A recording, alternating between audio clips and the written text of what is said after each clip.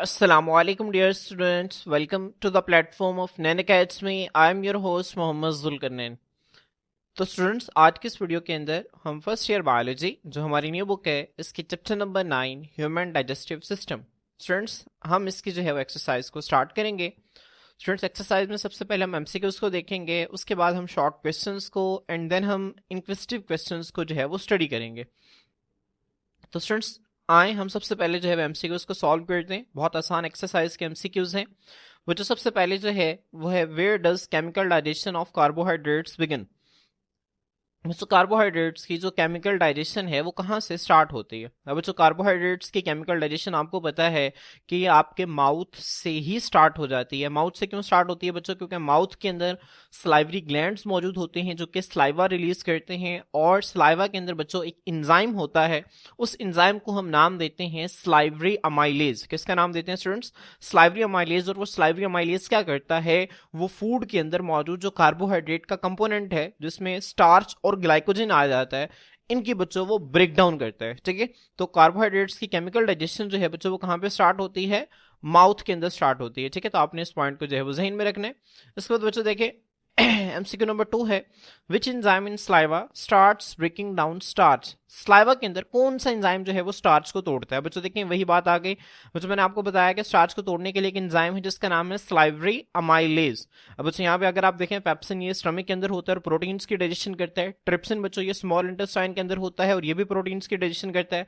Lipase बच्चों ये small intestine के अंदर होता है और लिपिड्स की डाइजेशन करता है। तो बच्चों यहाँ पे ऑप्शन बी जो है वो अमाइलेज है। यहाँ पे बच्चों साथ एक एक्स्ट्रा इन्फॉर्मेशन भी लिखी हुई है कि स्लाइवरी अमाइलेज को हम टायालीन का नाम भी देते हैं। किसका नाम देते हैं बच्चों? टायालीन का नाम भी देते हैं। ठीक है, यहाँ पे पी साइलेंट है तो इसे हम टायालीन पढ़ेंगे। तो स्टूडेंट्स आपने स्लाइवरी अमाइलेज का ऑल्टरनेटिव नेम टायालीन भी आपने अच्छी तरह से याद रखना है। इसके बाद बच्चों एमसीक्यू नंबर 3 है What prevents food from entering the trachea during swallowing? जब हम खाने को निगल रहे होते हैं तो बच्चों वो कौन सी चीज है जो कि खुराक को सांस की नाली जिसे हम ट्रेकिया कहते हैं उसके अंदर नहीं जाने देते? बच्चों ये मैंने जब आपको स्वेलोइंग पढ़ाई थी वहां पे मैंने आपको सारा मैकेनिज्म पढ़ाया था, तो फौरन से आपके जहन में ट्रिगर करना चाहिए कि this is the epiglottis. Epiglottis बच्चों इस तरह की सांस की नाली है, इसके ऊपर एक ढक्कन की तरह जो है वो एपिग्लोटिस इस तरह से मौजूद होता है। पीछे से फूड आता है तो एपिग्लोटिस के ऊपर से स्लाइड करता हुआ वो आगे खुराक की नाली के अंदर चला जाता है, लेकिन उसको ट्रेकिया के अंदर जाने नहीं देता है। ठीक है, तो बच्चों इसका जो करेक्ट आंसर है वो एपिग्लोटिस है। यूव्यूला बच्चों क्या होता है? ठीक है, ये मैंने आपको जो है वो during the lecture of oral cavity वहां पे मैंने आपको बताया था। बच्चों इस फेजियल स्फिंक्टर और टंग को जो है हम ड्यूरिंग द लेक्चर स्टडी कर चुके हैं। यहाँ पे जो है वो इसका आंसर क्या होगा? यहाँ पे इसका आंसर जो होगा एपिग्लोटिस। इसके बाद बच्चों यहाँ पे अगर आप देखें why does the enzyme activity drops in the stomach when pH rises. बच्चों जो स्टमक है उसके अंदर एंजाइम का काम करना जो है वो क्यों ड्रॉप्स कहते हैं, कम हो जाने को, क्यों कम हो जाता है जब पीएच जो है वो ज्यादा होती है? बच्चों जहन में रखें पीएच ज्यादा होने से मुराद ये है कि पीएच जो है वो फर्ज करें कि पहले स्टमक के अंदर जो पीएच थी वो 1.5 से लेकर 2 तक थी। ठीक है, अब जो है वो पीएच हो गई है 5 हो गई है 6 हो गई है 7 हो गई है। तो पीएच ज्यादा होने से मुराद ये है कि एसिडिटी का कम होना। ठीक है, पीएच ज्यादा होने का मतलब क्या है? एसिडिटी का कम होना। और आपको पता है कि जो स्टमक के अंदर एक एंजाइम काम करता है जिसका नाम है पेप्सिन। ठीक है, जो कि प्रोटीन्स की डाइजेशन करता है और उसको काम करने के लिए हाई, ठीक है, उस काम करने के लिए हाई एसिडिक मीडियम रिक्वायर है।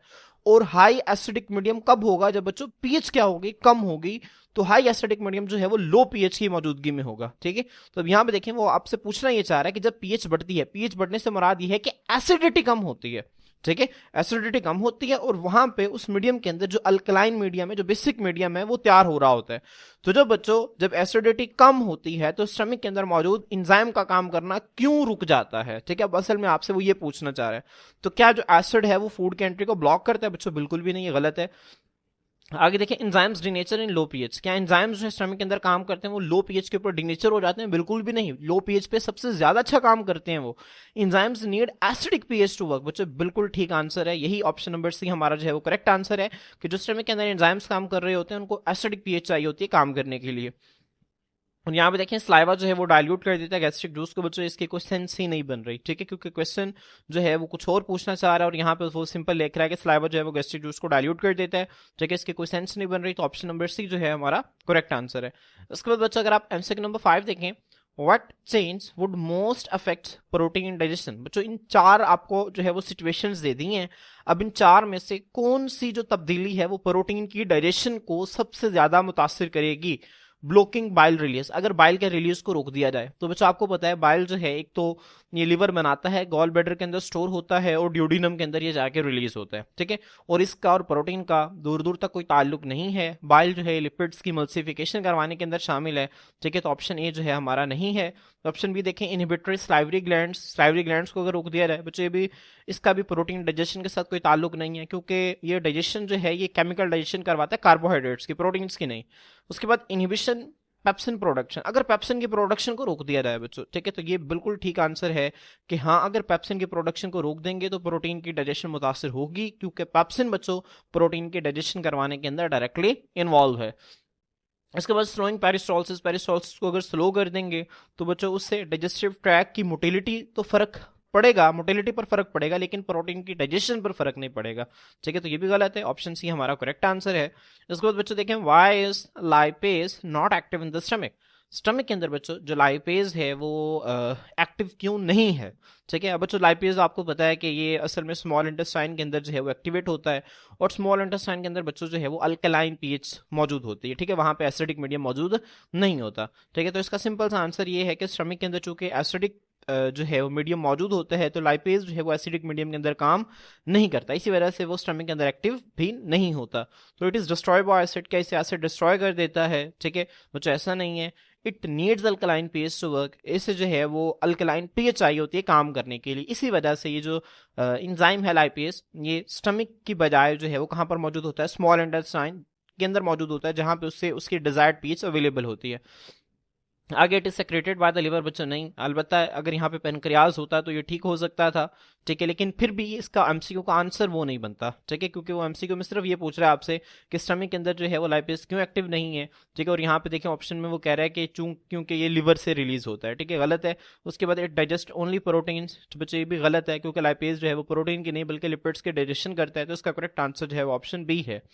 इसके बाद बच्चों अगर आप एमसीक्यू नंबर 7 देखें, which stomach secretion activates pepsin and kills bacteria, बच्चों फौरन से आपके जहन में ट्रिगर करना चाहिए, ठीक है। एक मेमोरी बेस्ड एमसीक्यू है, हाइड्रोक्लोरिक एसिड जो है वो गैस्ट्रिक जूस का वो कंपोनेंट है जो कि पेप्सिन को एक्टिवेट करता है। असल में पेप्सिनोजिन को जो है वो कन्वर्ट करता है पेप्सिन में। पेप्सिनोजिन जो है वो इनएक्टिव फॉर्म है एंजाइम की, और पेप्सिन जो है वो एक्टिव फॉर्म है, ठीक है। तो पेप्सिन को बनाता है और दूसरा जरासीम को मारता है, ठीक है। तो इसका करेक्ट आंसर जो है वो हाइड्रोक्लोरिक एसिड है, ठीक है। इसके बाद बच्चों ये जो बाइल है लिपिड्स की मल्सिफिकेशन करवाता है। सोडियम बाइकार्बोनेट जो है बच्चों ये एसिडिक मीडियम को कम करता है, लेकिन ये स्टमक के अंदर नहीं होता, ये स्मॉल इंटेस्टाइन के अंदर मौजूद होता है, ठीक है। उसके बाद बच्चों जो म्यूकस है ये स्टमक की दीवारों को हाइड्रोक्लोरिक एसिड और एंजाइम से महफूज बनाता है। आगे देखें, why is segmentation important in the small intestine. Small intestine के अंदर जो है वो सेगमेंटेशन क्यों अहम है। बच्चों हमने दो डेफिनेशंस पढ़ी थी, पेरिस्टॉल्सिस और सेगमेंटेशन। मैंने आपको बताया था कि दो तरीके हैं जो कि जिसकी वजह से जो चीजें मूव करती हैं एलिमेंट्री कैनाल के अंदर। तो उसमें से बच्चों अब सेगमेंटेशन के हवाले से आपसे उसने सवाल किया है, तो सेगमेंटेशन में आपको पता है सेगमेंटेशन कहती है कि जो स्मॉल इंटेस्टाइन और लार्ज इंटेस्टाइन इनके अंदर जो है वो रिंग होते हैं स्मूथ मसल्स के, ठीक है, जो कि कॉन्टैक्ट करते हैं और फिर रिलैक्स करते हैं, ठीक है। जब वो कॉन्टैक्ट और रिलैक्स करते हैं तो वो चीज़ों को आपस में मिक्स करते हैं, ठीक है। तो इसका ऑप्शन सी जो है वो सीधा सीधा सा, अगर आपको इसकी डेफिनेशन आती है तो ऑप्शन सी फौरन से आप पिक कर लेंगे कि ये डाइजेस्टिव एंजाइम्स को फूड के साथ जो है वो मिक्स करने का काम करता है, ठीक है। सेगमेंटेशन से बच्चों बाइल की एब्जॉर्प्शन नहीं होती, सेगमेंटेशन एंजाइम्स को नहीं तोड़ता, सेगमेंटेशन जो है it pushes food to the rectum, बच्चों ये नहीं है, ठीक है। अलबत्ता पेरिस्टॉल्सिस जो है वो ये काम करता है कि वो फूड को रेक्टम तक पुश करता है, लेकिन ये जो सेगमेंटेशन है बच्चों इसका काम जो है वो डाइजेस्टिव जूसेस के साथ फूड की मिक्सिंग करना है, ठीक है। एमसीक्यू नंबर 9 देखें, तो इसका करेक्ट आंसर ऑप्शन सी है। एमसीक्यू नंबर 9 देखें, what is the function of villi and microvilli in the small intestine. सीधा सा बच्चों आंसर है, इसका जो मेन फंक्शन है वो क्या है। इसका मेन फंक्शन ये है कि उसने सरफेस एरिया को बढ़ा देना है ताकि एब्जॉर्प्शन को ज्यादा किया जा सके, ठीक है। तो यहाँ पे देखें बच्चों, increases the surface area for absorption, ठीक है, सिंपल, इसका जो बी करेक्ट आंसर है। आप फौरन से बी को करेक्ट कर लेंगे। विलाई और माइक्रोविलाई एंजाइम्स को प्रोड्यूस नहीं करते, ये बाइल को स्टोर नहीं करते, ये स्टमक एसिड को न्यूट्रलाइज भी नहीं करते। Which best explains the liver's role in digestion. बच्चों लिवर जो है वो डाइजेशन में उसका क्या रोल होता है। बच्चों देखिए लिवर का डाइजेशन के अंदर रोल ये है कि लिवर ने बाइल की प्रोडक्शन करनी है और वो बाइल को बनाकर उसने गॉल ब्लैडर के अंदर स्टोर करना है, और फिर जब स्टमक से खुराक आएगी डोडिनम में तो फौरन से लिवर ने जो है वो पैगाम भेजना है। किसको पैगाम भेजना है बच्चों, ठीक है, फौरन से ड्यूडिनम ने पैगाम भेजना है लिवर को कि वो बाइल को रिलीज करवाए गॉल ब्लैडर से। तो यहाँ पे देखें it produces bile for fat digestion, जो उसका ऑप्शन सी जो है वो डायरेक्ट आंसर है, मेमोरी बेस्ड एमसीक्यू है कि बाइल को प्रोड्यूस करता है ताकि फैट के डाइजेशन हो सके। इंसुलिन को लिवर प्रोड्यूस नहीं करता, ये पेनक्रियाज बनाता है। ये अनडाइजेस्टिबल फूड को स्टोर नहीं करता, ये बच्चों रेक्टम का काम है। उसके बाद its secretes enzymes into colon, colon को ये इंजाइम, कोलोन जो है लार्ज इंटेस्टाइन का पार्ट है, वहां पे लिवर जो है वो कोई इंजाइम्स रिलीज नहीं करता, ठीक है। तो इसका करेक्ट आंसर जो है वो ऑप्शन सी है। तो बच्चों मैं उम्मीद करता हूँ कि आप लोगों को एमसीक्यूज की बहुत ही अच्छी अंडरस्टैंडिंग हो गई होगी। अब बच्चों आपकी बुक के अंदर जो है वो 15 शॉर्ट क्वेश्चन जो है वो गिवन है। तो मैंने आप लोगों के लिए जितने भी शॉर्ट क्वेश्चंस हैं उन तमाम की अलग अलग स्लाइड्स बनाई हुई हैं। मैं उनको डिटेल में जो है वो जाकर नहीं समझाऊंगा क्योंकि लेक्चर जो है वो ज़्यादा लेंथी हो जाएगा। क्योंकि बच्चों आप लोगों ने पहले जो है वो सारे लेक्चर्स लिए होंगे तो आप लोगों को क्वेश्चंस के जो आंसर्स हैं वो बहुत ही अच्छी तरह से क्लियर हो जाएंगे, ठीक है। बच्चों मैंने आप लोगों के लिए जो है वो शॉर्ट क्वेश्चंस यहाँ पे तैयार किए हुए हैं, आप लोग यहाँ पे देख सकते हैं। बच्चों सबसे पहला जो शॉर्ट क्वेश्चन है कि what is the main function of digestive system, digestive system का मेन फंक्शन क्या है। तो बच्चों जो डाइजेस्टिव सिस्टम का मेन फंक्शन है बच्चों वो डाइजेशन है। और डाइजेशन में क्या होता है कि हम ब्रेक करते हैं फूड को सादा सोल्यूबल सब्सटेंसेस में ताकि उनको एब्जॉर्ब किया जा सके ब्लड में और फिर इस्तेमाल किया जा सके जिस्म के जरिए energy growth and repair, energy growth और रिपेयर के लिए। अब बच्चों साथ आप एक एक्स्ट्रा पॉइंट लिख देंगे, parts of digestive system. Digestive system के दो पार्ट्स होते हैं, एक को हम जीआईटी और एक को हम असिस्टेड डाइजेस्टिव ऑर्गन्स कहते हैं। ज़हन में रखें बच्चों, आपसे कभी भी अगर शॉर्ट क्वेश्चन में कोई ऐसी चीज़ पूछी जाए कि आपको जो है वो लगे कि इसकी लेंथ जो है वो मुनासिब नहीं है या एक दो लाइनों में ये हो रही है, तो आपने उसके साथ एक एक्स्ट्रा पॉइंट लाजमी लिख देना ताकि आप लोगों को जो है वो 2 नंबर आसानी से मिल सके, ठीक है। बच्चों जिस तरह यहाँ पे देखिए इसने मेन फंक्शन पूछा हुआ था, मैंने साथ एक एक्स्ट्रा पॉइंट के तौर पर पार्ट्स ऑफ डाइजेस्टिव सिस्टम यहाँ पे लिख दिया है। इसके बाद बच्चों जो अगला है वो है what is the mode of action of saliva in mouth. Saliva जो है वो मुंह के अंदर किस तरह से काम करता है। तो यहाँ पे बच्चों देखें मैंने आपको ओरल कैविटी जब पढ़ाया था तो मैंने वहाँ पे आपको बताया था कि स्लाइवा के अंदर ये 4 चीजें हैं, ठीक है। Water, mucus, bicarbonate ions, thiocyanate ions. दूसरा चौथे नंबर पे है स्लाइवरी अमाइलेज। यहाँ पे बच्चों मैंने आपको एमसीक्यू में बताया कि स्लाइवरी अमाइलेज को हम जो है वो टायालिन का नाम भी देते हैं, ठीक है। तो आपने इस पॉइंट को भी जहन में रखना है। तो स्टूडेंट्स अब ये 4 चीज़ें हैं, ये क्या क्या फंक्शंस परफॉर्म करती हैं मैंने आप लोगों के लिए लिखा भी हुआ है और आप ड्यूरिंग लेक्चर भी आपको बता दिया है, तो आप लोग यहाँ से इसको देख सकते हैं। उसके बाद बच्चों what is the role of tongue in the mouth, ठीक है बच्चों मुंह के अंदर जो है वो जुबान का क्या रोल होता है। मैंने आप लोगों के लिए यहाँ पे देखें कुछ पॉइंट्स लिखे हुए हैं बेहतरीन शॉर्ट क्वेश्चन के हवाले से, तो आप लोगों ने इनको याद कर लेना है कि बच्चों ये क्या करता है, जुबान जो है वो सलाइवा के साथ फूड की मिक्सिंग करवाती है। इसके अलावा बच्चों ये बोलस की जो है वो फॉर्मेशन करवाती है ताकि उसको निगला जा सके। उसके बाद बच्चों ये स्वेलोइंग के अंदर रोल प्ले करती है, ठीक है, और बोलस को पीछे की तरफ जो है वो धकेल के, और इसके अंदर जो है वो टेस्ट बर्ड्स होते हैं जो कि टेस्ट की सेंसेशन करवाते हैं, ठीक है। बच्चों अगला शॉर्ट क्वेश्चन है what role does the epiglottis play during swallowing. Swallowing के दौरान एपिग्लोटिस जो है वो क्या किरदार अदा करता है। मुझे यहाँ पे देखेंगे एक फ्लैप लाइक स्ट्रक्चर है। फ्लैप लाइक स्ट्रक्चर जो है, फ्लैप कहते हैं ढक्कन की तरह का एक स्ट्रक्चर है, ठीक है, जिसने बच्चों ऊपर से कार्टिलेज की जो कार्टिलेज के बना हुआ जो सांस की नाली है ना, ठीक है, उसको इस तरह से उसने क्या किया होता है, कवर किया होता है, ठीक है। तो एक ढक्कन की तरह का स्ट्रक्चर जो कि कार्टिलेज से बना होता है और ये स्वेलोइंग के दौरान जो है वो काम करता है, ठीक है। ये क्या करता है, ये ट्रिकिया की जो ओपनिंग है उसको क्लोज करता है। जो ट्रिकिया जो है हम सांस की नाली को कहते हैं, ट्रिकिया के अंदर भी कार्टिलेज के रिंग्स होते हैं, हम इसको इससे अगले चैप्टर के अंदर जो है वो देखेंगे, ठीक है। अगर यहाँ पे आप हाथ लगाए ना तो ट्रिकिया के अंदर जो है वो कार्टिलेज के रिंग्स मौजूद होते हैं। ट्रिकिया को हम विंड पाइप भी कहते हैं, ये भी हम इससे अगले चैप्टर के अंदर देखेंगे। उसके बाद बच्चों ये काम किस तरह से करता है, ये फूड को प्रिवेंट करता है और लिक्विड्स को कि वो रेस्पिरेटरी ट्रैक जो सांस की नाली है उसके अंदर दाखिल ना हो, और बच्चों की खुराक को जो है वो हदायत देता है कि ये एसोफेगस के अंदर जाएं ताकि महफूज तरीके से खुराक को निगला जा सके। इसके बाद बच्चों जो अगला शॉर्ट क्वेश्चन है वो कहते हैं what is the composition of gastric juice. Gastric juice की बच्चों क्या कंपोजिशन है। तो बच्चों गैस्ट्रिक जूस के अंदर हाइड्रोक्लोरिक एसिड आता है, पेप्सिन आता है, म्यूकस आता है, ठीक है। बच्चों यहाँ पे आप देख सकते हैं इसको, ठीक है, मैंने आपको जो है वो तीनों कंपोनेंट्स लिखे हुए हैं। इसके बाद बच्चों यहाँ पर एक चौथी चीज जो कि मैंने आपको ड्यूरिंग द लेक्चर बताई थी, गैस्ट्रिक जूस, छोटे बच्चों के गैस्ट्रिक जूस के अंदर बच्चों रेनिन मौजूद होता है। रेनिन क्या करता है बच्चों, ये मिल्क प्रोटीन्स के डाइजेशन में हेल्प करता है, ठीक है। तो आपने इन पॉइंट्स को जो है वो अच्छी तरह से याद रखना है।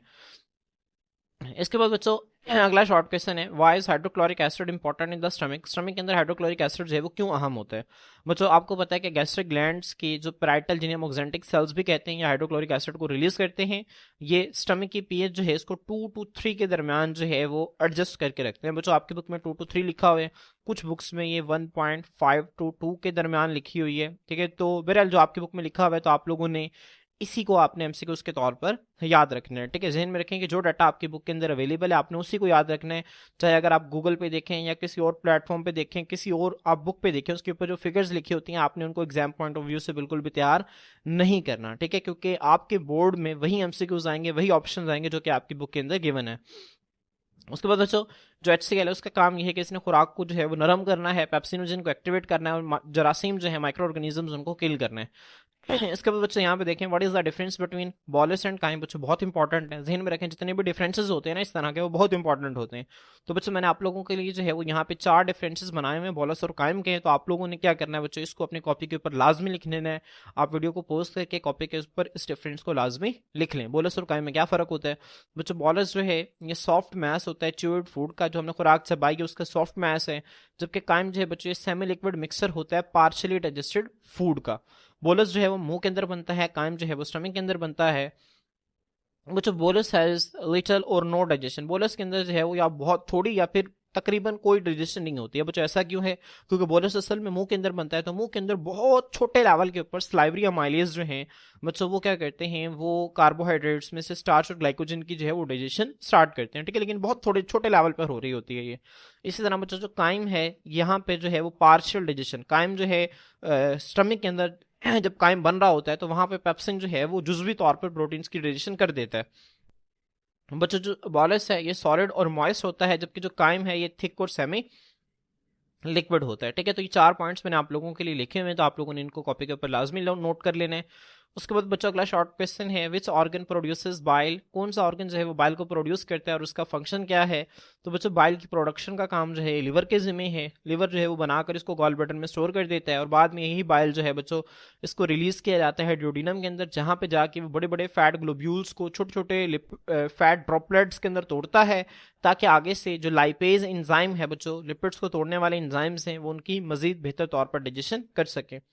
इसके बाद बच्चों बहुत इंपॉर्टेंट शॉर्ट क्वेश्चन है, ये भी बहुत इंपॉर्टेंट है, आपने उसको अच्छी तरह से करना है। फिजिकल और केमिकल डाइजेशन के अंदर क्या फर्क होता है बच्चों, मैंने आप लोगों के लिए इसके भी 4 पॉइंट्स बनाए हुए हैं। ठीक है, आपने इसको लिख लेना है। फिजिकल डाइजेशन में बच्चों क्या आता है, involves breaking food into simpler phases. खुराक को बच्चों सादा टुकड़ों के अंदर तोड़ देना, इसे हम फिजिकल डाइजेशन कहते हैं। केमिकल डाइजेशन किसे कहते हैं, involves breaking complex food into simple molecules. ठीक है, इसके अंदर क्या शामिल है बच्चों, इसके अंदर पेचीदा खुराक को सादा मॉलिक्यूल्स के अंदर तोड़ा जाता है। यहाँ पे देखें बच्चों, यहाँ पे खुराक को सादा टुकड़ों के अंदर तोड़ा जाता है। ठीक है, जिस तरह रोटी आप उसको चबा रहे हैं, बड़ी रोटी का पीस था, छोटे छोटे टुकड़ों के अंदर चबा के आपने तोड़ लिया। लेकिन ये जो केमिकल डाइजेशन है यहाँ पे फूड को सिंपल मॉलिक्यूल्स में तोड़ा जाता है। ठीक है, अगर जैसे प्रोटीन है तो उसको अमाइनो एसिड्स में तोड़ दिया गया, तो ये केमिकल डाइजेशन है। फिजिकल डाइजेशन बच्चों कहाँ पे होती है, च्यूइंग के जरिए होती है। ठीक है, ग्राइंडिंग के जरिए होती है एंड चर्निंग के जरिए होती है। ठीक है, अब बच्चों च्यूइंग जो है असल में ये मुंह के अंदर हो रही होती है जब हम दांतों से खुराक को तोड़ रहे होते हैं। ग्राइंडिंग या फिर ये जो चर्निंग है ना बच्चों, ये स्टमक के अंदर हो रही होती है। आपको बताया कि स्टमक के अंदर जो है वो प्रॉपर मस्कुलैरिस के क्लियर होती है, जिसके अंदर जो है वो मसल्स 3 तरह के होते हैं। सबसे बाहर जो है वो लॉन्गिट्यूडिनल मसल्स होते हैं, इनर में जो मिडल है वहां पे सर्कुलर मसल्स होते हैं और इनर में जो है वो ओब्लिक मसल्स की क्लियर होती है।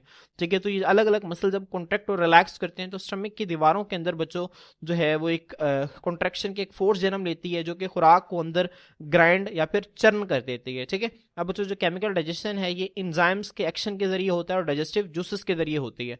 अब बच्चों फिजिकल डाइजेशन के अंदर जो केमिकल नेचर है फूड की वो चेंज नहीं होती। ठीक है, मिसाल के तौर पर रोटी के अंदर अगर बच्चों स्टार्च है तो आप उसको चबा देंगे, छोटे छोटे टुकड़ों में तोड़ देंगे, तो अभी भी उसके अंदर स्टार्च मौजूद होगी। ठीक है, जबकि बच्चों जो केमिकल डाइजेशन है ये फूड की केमिकल कंपोजिशन को बदल देती है। पहले अगर प्रोटीन था तो अब वो अमाइनो एसिड्स में कन्वर्ट हो जाएगा। बच्चों फिजिकल डाइजेशन कहाँ पे होती है, एक मुंह के अंदर होती है और एक स्टमक के अंदर होती है, जबकि जो केमिकल डाइजेशन है बच्चों ये मुंह के अंदर, स्टमक के अंदर और स्मॉल इंटेस्टाइन के अंदर होती है। ठीक है, उसके बाद बच्चों नेक्स्ट शॉर्ट क्वेश्चन है, what do you understand by emulsification of fats. Emulsification of fats से आपको क्या समझ आती है। तो बच्चों यहाँ पे देखिए मैंने आप लोगों के लिए 4 पॉइंट्स बना के लिखा हुआ है। इमल्सिफिकेशन क्या होता है, इसमें बड़े बड़े फैट ग्लोब्यूल्स को छोटे ड्रॉपलेट्स के अंदर तोड़ा जाता है। इसका मकसद क्या होता है, इसका मकसद ये होता है ताकि फैट्स के सरफेस एरिया को बढ़ाया जा सके। और क्यों बढ़ाया जा सके, ताकि जो लाइपेज जैसे डाइजेस्टिव एंजाइम्स हैं वो उस पर आसानी से अमल कर सकें और उसको तोड़ सकें। ठीक है, अब बच्चों ये इमल्सिफिकेशन करवाता कौन है बच्चों, ये करवाते हैं बाइल सॉल्ट्स। ठीक है, जिनको लिवर जो है वो बनाता है और गॉल ब्लैडर के अंदर जखीरा कर देता है। और इमल्सिफिकेशन हो कहाँ पे रही होती है, स्मॉल इंटेस्टाइन के अंदर हो रही होती है। ठीक है, अगला शॉर्ट क्वेश्चन देखें बच्चों, what is the role of pyloric sphincter in digestion. Digestion के अंदर पाइलोरिक स्फिंक्टर जो है इसका क्या किरदार होता है। तो बच्चों पाइलोरिक स्फिंक्टर जो है आपको पता है कि जो स्टमक है उसकी एक एंट्री पे एक स्फिंक्टर होता है जिसे हम लोअर एसोफेजियल स्फिंक्टर या फिर कार्डियक स्फिंक्टर भी कहते हैं, और ये उसकी एग्जिट पे एक स्फिंक्टर होता है जिसको हम पाइलोरिक स्फिंक्टर कहते हैं। ठीक है, तो यहाँ पे देखें बच्चों, ये क्या करता है, ये एक मस्कुलर वॉल्व है। ठीक है, जो कि ये मौजूद होती है स्टमक और ड्यूडिनम के दरमियान। ड्यूडिनम जो है वो स्मॉल इंटेस्टाइन का पहला हिस्सा है। ये पैसेज ऑफ काइम को कंट्रोल करती है मैदे से ड्यूडिनम के अंदर। और ये दूसरा इसका काम क्या है, ये प्रिवेंट करती है backflow of intestinal contents into the stomach. ठीक है बच्चों, जो इंटेस्टाइन के अंदर जो चीजें मौजूद हैं उनको वापस स्टमक के अंदर जाने से ये रोकती है। इसके बाद बच्चों विलाय और माइक्रोविलाय जो है वो न्यूट्रिएंट के एब्जॉर्प्शन में किस तरह से रोल प्ले करते हैं। बच्चों यहाँ पे मैंने आप लोगों के लिए इस शॉर्ट क्वेश्चन का आंसर भी लिखा हुआ है और साथ ही साथ एक बहुत ही इंपॉर्टेंट शॉर्ट क्वेश्चन के डिफरेंस बिटवीन विलाय एंड माइक्रोविलाय। ठीक है, तो यहाँ पर बच्चों आप लोगों को इस शॉर्ट क्वेश्चन का आंसर भी मिल जाएगा, तो आप लोगों ने इसको लाजमी तौर पर नोट कर लेना है। बच्चों विलाय क्या होते हैं, ये फिंगर लाइक प्रोजेक्शंस हैं जो कि स्मॉल इंटेस्टाइन की लाइनिंग के अंदर मौजूद होती हैं। माइक्रोविलाय बच्चों कैंटिनी साइटोप्लाज्मिक प्रोजेक्शंस हैं ऑन द सर्फेस ऑफ विलाय। ये क्या करते हैं, सरफेस एरिया को बढ़ा देते हैं एब्जॉर्प्शन ऑफ न्यूट्रिएंट्स के लिए। ये मजीद सरफेस एरिया को बढ़ा देते हैं ताकि मैक्सिमम एब्जॉर्प्शन हो सके। विलाय के अंदर ब्लड कैपिलरीज होते हैं, लेक्टियल्स होते हैं ताकि एब्जॉर्ब न्यूट्रिएंट्स को ट्रांसपोर्ट किया जा सके। ठीक है दोस्तों, माइक्रोविलाय क्या करते हैं, ये मदद करते हैं मौसर तौर पर न्यूट्रिएंट्स को ट्रांसफर करने में ब्लड और लिम्फ में। ठीक है, जाहिर सी बात है जब स्मॉल इंटेस्टाइन के अंदर जो खाली जगह है जिसे हम ल्यूमन कहते हैं, ल्यूमन से न्यूट्रिएंट्स ने जब बच्चों किसके अंदर जाना है, विलाय के अंदर मौजूद जो लेक्टियल और ब्लड कैपिलरीज हैं उनके अंदर जाना है, तो वो जो है उनको माइक्रोविलाय से गुजरना पड़ेगा। ठीक है, इसके बाद बच्चों अगला short question, what are the main functions of large intestine. Large intestine के मेन फंक्शंस क्या हैं बच्चों। लार्ज इंटेस्टाइन जो है एलिमेंट्री कैनाल का आखिरी हिस्सा है, ये स्मॉल इंटेस्टाइन से काफी छोटा होता है। ठीक है, आगे इसका साइज लिखा हुआ है। उसके बाद यहाँ पे बच्चों इसका फंक्शन है। ठीक है, जो असल में क्वेश्चन में उसने पूछा हुआ था कि absorption of water, salts, vitamin K from the lumen of intestine into the blood. ठीक है, ये इनकी एब्जॉर्प्शन में एक रोल प्ले करता है। इसके बाद बच्चों what causes jaundice in the digestive system. जो डाइजेस्टिव सिस्टम है यहाँ पे बच्चों जॉन्डियस जो है, ठीक है, इसकी वजह क्या है। जॉन्डियस बच्चों में क्या होता है, मैंने आपको बताया था। जॉन्डियस बच्चों जो है वो हम यरकान को कहते हैं। इसमें जो है जो आईज की जो स्किन है बच्चों, मैंने आप लोगों के नीचे डायग्राम दिखाई हुई है, यहाँ पे देखें बच्चों स्किन, ये जो आईज का व्हाइट पोर्शन है ये, ठीक है, ये क्या हो जाता है बच्चों, ये येलो हो जाता है। अब येलो होता क्यों है, यहाँ पे देखें बच्चों जॉन्डियस की डेफिनेशन लिखी हुई है। जॉन्डियस जो है वो कैसे कंडीशन है जिसमें स्किन हो गई, आईज हो गई और म्यूकस मेम्ब्रेन्स हो गई, ये येलो हो जाते हैं। और येलो क्यों होती है बच्चों, क्योंकि एक पिगमेंट जिसका नाम है बिलीरुबिन, ये जमा होना शुरू हो जाता है due to the accumulation of bilirubin. और बच्चों बिलीरुबिन कैसे बनता है, बिलीरुबिन जो है वो रेड ब्लड सेल्स के टूटने से बनता है। रेड ब्लड सेल्स के अंदर एक पिगमेंट होता है जिसे हम हीमोग्लोबिन कहते हैं। आपको पता है कि रेड ब्लड सेल्स की जो जिंदगी है वो सिर्फ और सिर्फ 120 दिन 4 माह की होती है। उसके बाद जो है रेड ब्लड सेल्स तोड़ दिए जाते हैं, उनको तोड़ दिया जाता है, तो उनके अंदर बच्चों जो हीमोग्लोबिन है उसको तोड़कर उनसे बिलीरुबिन बनाई जाती है। ठीक है बच्चों, नॉर्मली क्या होता है, इस बिलीरुबिन को जो है वो बाइल के अंदर छोड़ दिया जाता है और बाइल बच्चों आगे जाके जो है वो फिजिक्स के थ्रू बॉडी से बाहर निकल जाता है। लेकिन बच्चों बाज़ औक़ात क्या होता है कि अगर बाइल जो है वो रिलीज ना हो या लीवर जो है वो सही तरह से बिलीरुबिन को जो है वो बाइल के अंदर ना डाल पाए, या फिर बच्चों अगर बहुत ज्यादा रेड ब्लड सेल्स की ब्रेकडाउन हो जाए, तो उसके नतीजा में बिलीरुबिन जो है वो खून के अंदर जमा होना शुरू हो जाता है। जब वो खून के अंदर जमा होता है तो बिलीरुबिन की वजह से हमारी स्किन का, आइज का और म्यूकस मेम्ब्रेन का कलर जो है वो येलो हो जाता है। इसको हम जॉन्डियस कहते हैं। अब बच्चों जॉन्डियस की वजूहात क्या है, यहाँ पे देखें लीवर की बीमारियां जैसे कि हेपेटाइटिस हो गई, उसके अलावा बाइल डक्ट्स की ब्लॉकेज, बाइल डक्ट्स कहते हैं वो नालियां जिन्होंने बाइल की ट्रांसपोर्ट करनी है, जैसे कि गाल स्टोन्स, गॉल ब्लैडर के अंदर अगर स्टोन्स बन गए, ठीक है, ये भी हमने पढ़े हुए गॉल स्टोन्स क्या होते हैं। उसके बाद बच्चों रेड ब्लड सेल्स के अगर बहुत ज्यादा ब्रेकडाउन हो जाए, ठीक है, जाहिर सी बात है एक नॉर्मल जो है नॉर्मल लेवल पर तो रेड ब्लड सेल्स की ब्रेकडाउन हो रही होती है, लेकिन अगर बहुत ज्यादा ब्रेकडाउन हो जाए तो उसके नतीजा में भी जॉन्डियस हो सकता है।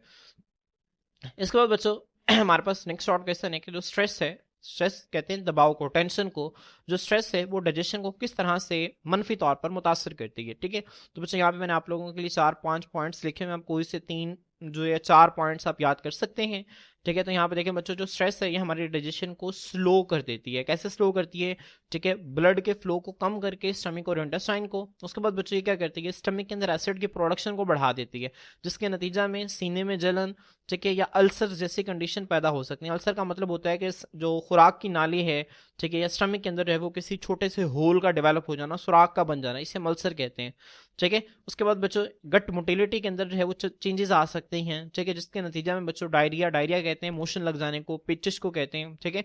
उसके बाद बच्चों कॉन्स्टिपेशन कहते हैं कब्ज को। ठीक है, तो ये हो सकता है। इसके बाद बच्चों जो स्ट्रेस है ये हमारे जो इंटेस्टाइन के अंदर मौजूद बैक्टीरिया का बैलेंस है बच्चों, उसको जो है वो डिस्टर्ब कर सकते हैं, उसको मुतासर कर सकते हैं, और बच्चों न्यूट्रिएंट्स के एब्जॉर्प्शन पर असरअंदाज हो सकते हैं। उसके अलावा बच्चों स्ट्रेस की वजह से अक्सर आपने देखा होगा भूख नहीं लगती। एपेटाइट कहते हैं भूख को, रिड्यूसेस एपेटाइट, भूख कम लगती है। या फिर कुछ लोग जो है वो स्ट्रेस में बहुत ज्यादा खाते हैं। ठीक है, अलग अलग नेचर होती है लोगों की। कुछ लोगों को जब टेंशन होती है तो उनसे खाना खाया नहीं जाता, कुछ लोगों को जब टेंशन होती है तो बहुत ज्यादा खाते हैं। ठीक है, तो जो स्ट्रेस की वजह से या तो भूख कम लगती है या फिर बहुत ज्यादा खाया जाता है, और दोनों कंडीशन जो है वो डाइजेशन के लिए नुकसानदेह हैं, डाइजेशन को मुतासिर करती हैं। ठीक है, तो स्टूडेंट्स यहाँ पर जो है हमारे शॉर्ट क्वेश्चन जो है वो कंप्लीट होते हैं। इसके बाद बच्चों लॉन्ग क्वेश्चन का पोर्शन है। बच्चों एक्सरसाइज से लॉन्ग क्वेश्चन जो है मैं यहाँ पे आप लोगों को नहीं करवा रहा, क्योंकि लॉन्ग क्वेश्चन बच्चों आप लोगों को जो है वो चैप्टर के अंदर से ही पूछे जाते हैं। कोई भी लॉन्ग क्वेश्चन बायोलॉजी में आपको दे सकता है, ऐसा नहीं है कि कोई हार्ड एंड फास्ट रूल है हमारे पास कि ये इंपॉर्टेंट है लॉन्ग क्वेश्चन, इनको कर लो। बायोलॉजी में ऐसा कुछ नहीं है। बायोलॉजी के अंदर बच्चों कोई भी टॉपिक आपको लॉन्ग क्वेश्चन के तौर पर उठाकर वो दे सकता है। ठीक है, तो आप लोगों ने जिन चैप्टर्स के लॉन्ग क्वेश्चन तैयार करने हैं according to the pairing scheme, आपने उनको अच्छी तरह से तैयार करना है। ठीक है बच्चों, यहाँ पे इनक्वेस्टिव क्वेश्चंस की तरफ हम आ जाते हैं। इनक्वेस्टिव क्वेश्चन बच्चों 5 हैं। मैंने आप लोगों के लिए इनक्वेस्टिव क्वेश्चंस के आंसर्स भी लिखे हुए हैं। बच्चों यहाँ पे देखें, सबसे पहला इनक्वेस्टिव क्वेश्चन है, why does the small intestine need both peristalsis and segmentation. Small intestine के अंदर पेरिस्टॉल्सिस और सेगमेंटेशन दोनों की जरूरत क्यों होती है? बच्चों इस जरूरत इस वजह से होती है ताकि मौसर तौर पर डाइजेशन की जा सके और एब्जॉर्प्शन की जा सके। सेगमेंटेशन बच्चों क्या करती है, ये डाइजेस्टिव जूसेस को कायम के साथ क्या करती है, मिक्स करती है। ठीक है, और दूसरा बच्चों ये क्या काम करती है, ये इस बात को यकीनी बनाती है कि जो फूड है वो इंटेस्टाइनल वॉल्स के साथ जो है वो कांटेक्ट में आए ताकि मैक्सिमम न्यूट्रिएंट की एब्जॉर्प्शन हो सके। पेरिस्टॉल्सिस बच्चों क्या करती है, कायम को आगे की तरफ मूव करवाती है इंटेस्टाइन के अंदर, और बच्चों इस बात को यकीनी बनाती है कि जो फूड है वो लार्ज इंटेस्टाइन के अंदर पहुंच सके ताकि वहां पे उसकी मजीद प्रोसेसिंग हो सके। ठीक है, प्रोसेसिंग से क्या मुराद है कि उसके अंदर से वाटर को एब्जॉर्ब करके उससे फिजिक्स की फॉर्मेशन की जा सके। ठीक है, इसके बाद बच्चों जो अगला शॉर्ट क्वेश्चन, अगला इन्क्वेस्टिव क्वेश्चन है वो है कि how does the liver help digestion without using enzymes. बच्चों लिवर जो है एंजाइम्स रिलीज भी नहीं करता लेकिन फिर भी ये डाइजेशन करवाता है। तो बच्चों इसका सीधा सा आंसर ये है कि लिवर जो है वो बाइल प्रोड्यूस करता है, और बाइल के अंदर मैंने आपको बताया था कि इसके अंदर किसी भी किस्म के एंजाइम्स मौजूद नहीं होते, इसके अंदर बाइल सॉल्ट्स मौजूद होते हैं जो कि इमल्सिफिकेशन करवाते हैं। ठीक है, तो बच्चों लिवर जो है वो डाइजेशन में बाइल की प्रोडक्शन करके मदद करता है, और दूसरा बच्चों ये न्यूट्रिएंट की प्रोसेसिंग को सपोर्ट करता है। जाहिर सी बात है जब विलाय के अंदर बच्चों जो ब्लड कैपिलरीज हैं जिनके अंदर सिंपल शुगर्स और अमाइनो एसिड्स की जो है वो एब्जॉर्प्शन होती है, वो हेपाटिक पोर्टल वेन के जरिए लिवर के पास आते हैं, तो लिवर वहां पे उस न्यूट्रिएंट की प्रोसेसिंग करता है। ठीक है, अलबत्ता इसके अंदर बच्चों किसी भी किस्म के कोई डाइजेस्टिव एंजाइम्स मौजूद नहीं होते। तो यहाँ पे देखें लिवर जो है वो बाइल को सेक्रेट करता है। ठीक है, लिवर जो है वो डिटॉक्सिफिकेशन करवाता है, लिवर जो है ये स्टोरेज ऑफ न्यूट्रिएंट्स करता है। तो ये बच्चे इंपॉर्टेंट पॉइंट्स हैं जो कि आप लोगों के लिए लिखे हुए हैं, आप लोग इनको देख सकते हैं। इसके बाद बच्चों अगला जो है इनक्विजिटिव क्वेश्चन है, why do we need bile if we already have enzymes for fat digestion.